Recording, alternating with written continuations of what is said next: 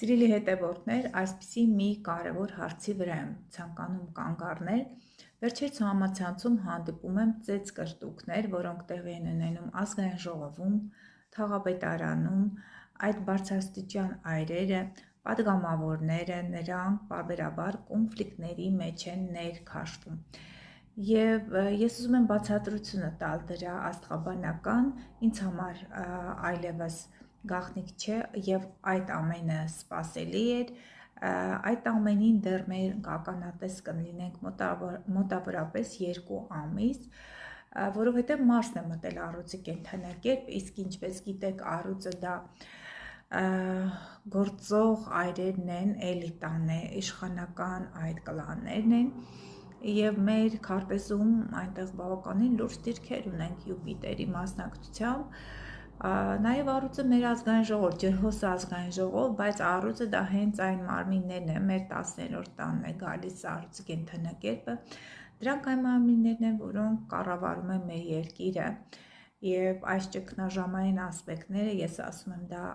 աղետի դիրքավորում է, Մարս-Պլուտոն դիրքավորումը,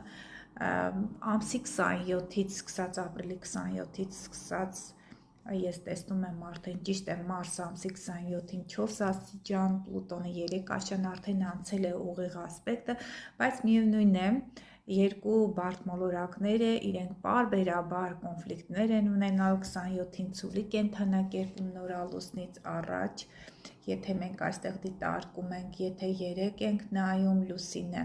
ամսի 32-օրյակի կենդանակերպում, լեզվակռիվ խոսակցություն Լուսինի երկորյակում Յուպիտերի մասնակցությամբ, եւ այստեղ Սատուրն, Նեպտուն, մի փոքր այսպես խոսակցությունից մի մեծ կռիվ, մեծ այդպես պատմություն կարող է լինել, ծաղրուծանակ հանրությունը կարող է այդպես ներքաշված լինել, թեկուզ օնլայն հարթակում այդպիսի անախորժ իրավիճակների մեջ սիրելի հետևորդներ, քանի Մարս առյուծի կենդանակերպին եւ մոտակա օրերին